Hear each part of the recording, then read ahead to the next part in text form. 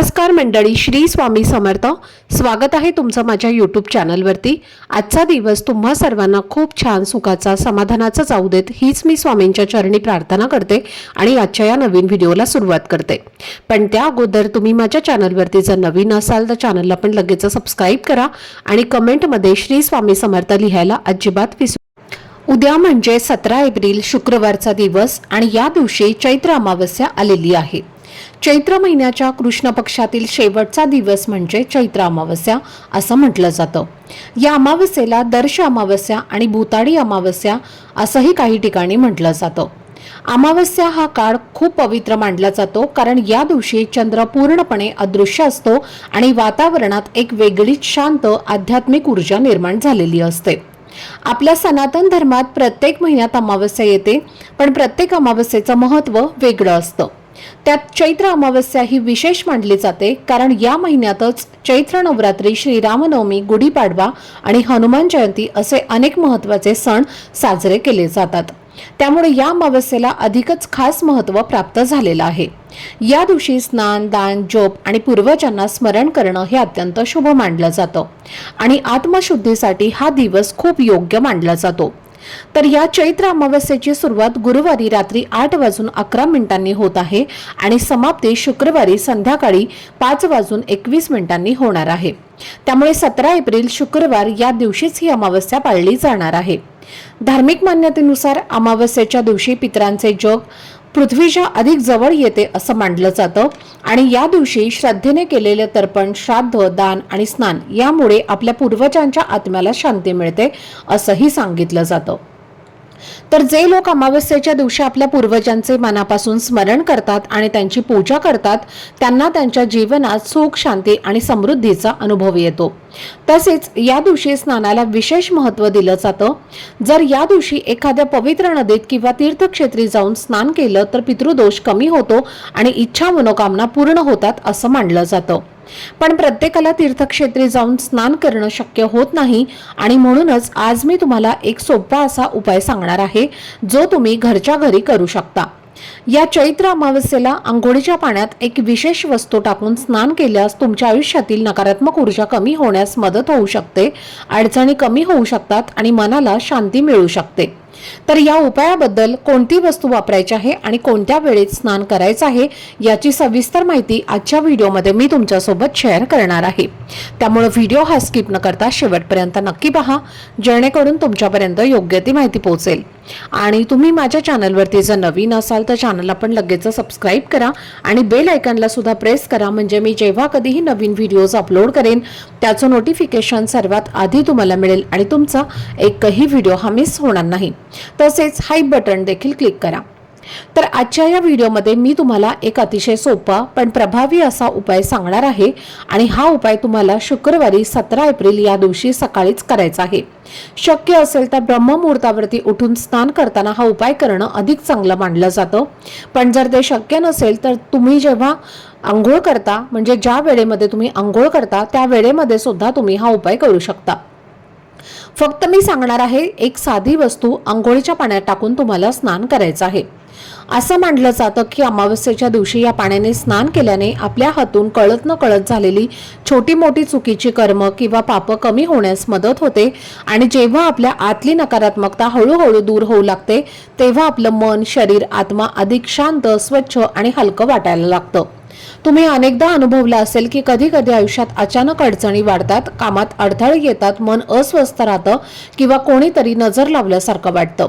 काही वेळेला पितृदोष किंवा ग्रहांची स्थिती कमकुवत असल्यामुळेही अशा समस्या निर्माण होतात आणि अशा वेळी आपण एखाद्या ज्ञानी व्यक्तीकडे किंवा गुरूंकडे सल्ला घ्यायला जातो, तेव्हा ते आपल्याला पवित्र नदीमध्ये किंवा तीर्थक्षेत्री स्नान करण्याचा सल्ला देतात, कारण अशा ठिकाणच्या पाण्यात सकारात्मकता आणि शांत करणारी ऊर्जा असल्याचं मानलं जातं.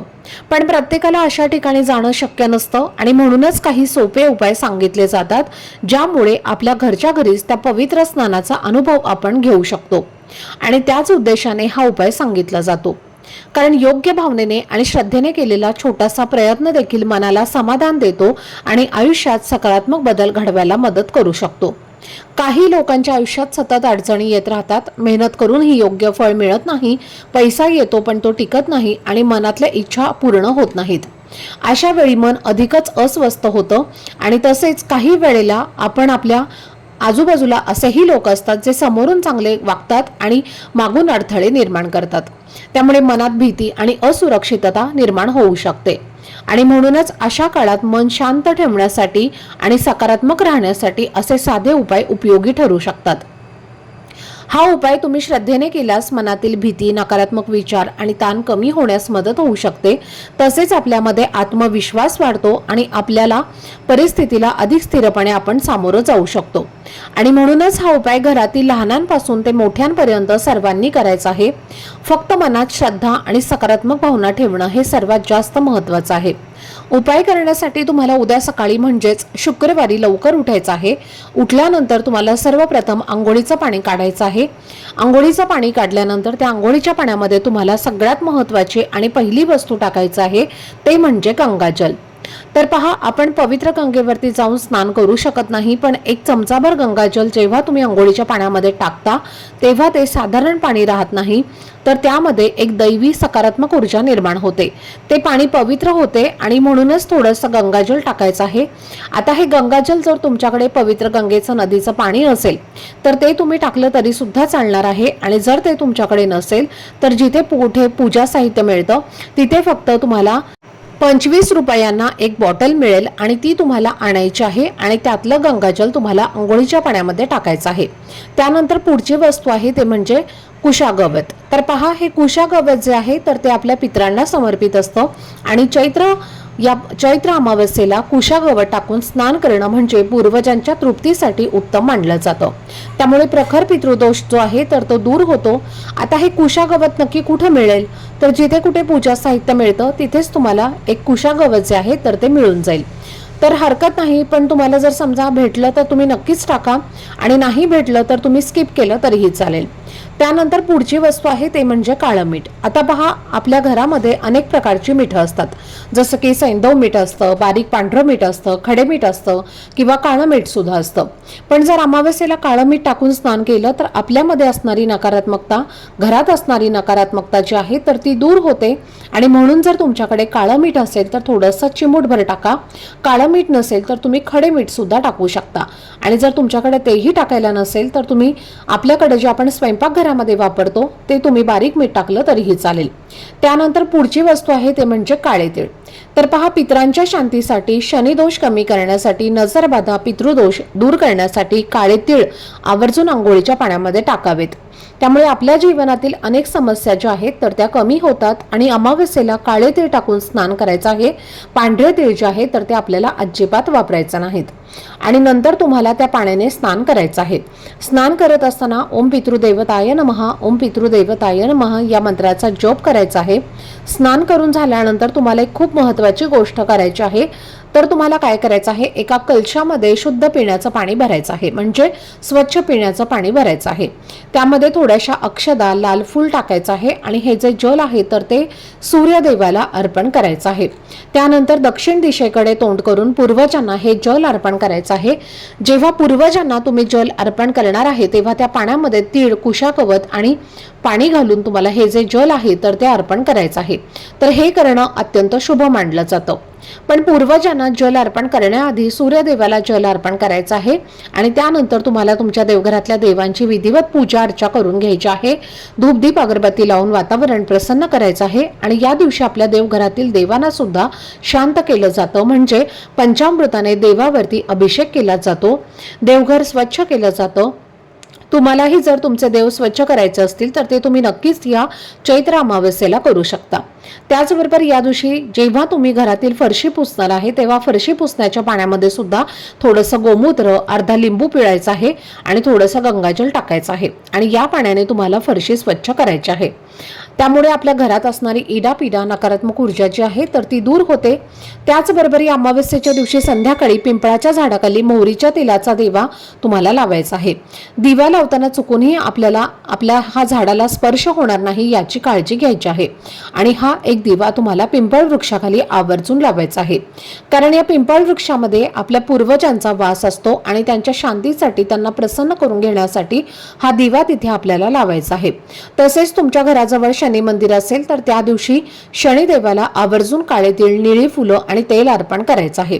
त्याचबरोबर जर तुम्हाला कालसर्प दोष असेल किंवा तुमच्या घरामध्ये सतत वादविवाद, क्लेश, भांडणं होत असतील, घरामध्ये ग्रहदोष असेल तर या दिवशी तुम्हाला शिव मंदिरामध्ये जाऊन भगवान महादेवांची पूजा करायची आहे।